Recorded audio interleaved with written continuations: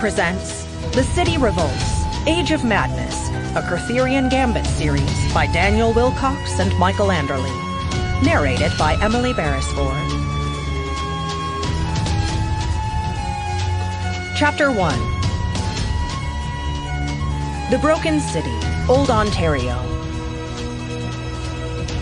They had been everywhere at one point.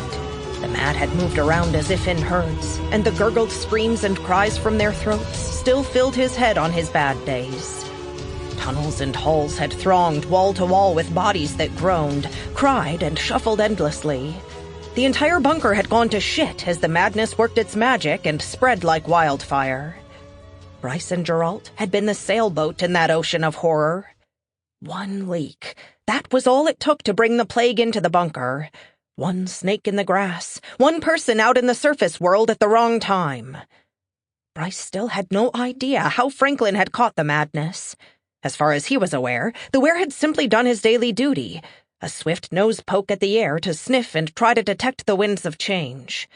The world had been empty for some time. What harm could it have done? That was the naive question which everyone had asked in the following hours. One bite, one scream, then another and another. Soon the bunker had been full of the fuckers.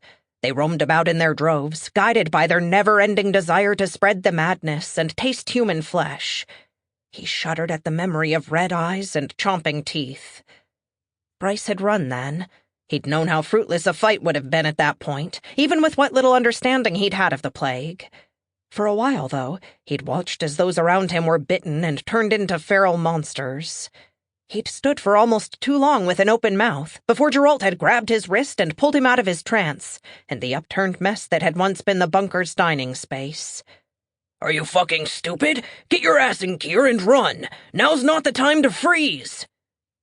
The bedrooms, mess halls, and activity rooms, home for their past few decades, blurred past them in shades of silver, gray, and blue.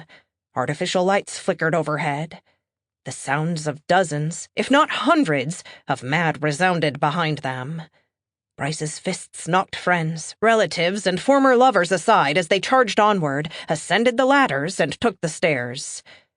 Finally, they had emerged on the desolate surface and taken their first breath of clean air in months. The sounds of the mad stopped when they secured the bunker's lid. The screams and cries for help silenced when Geralt transformed and placed a rock on... Sample complete. Ready to continue?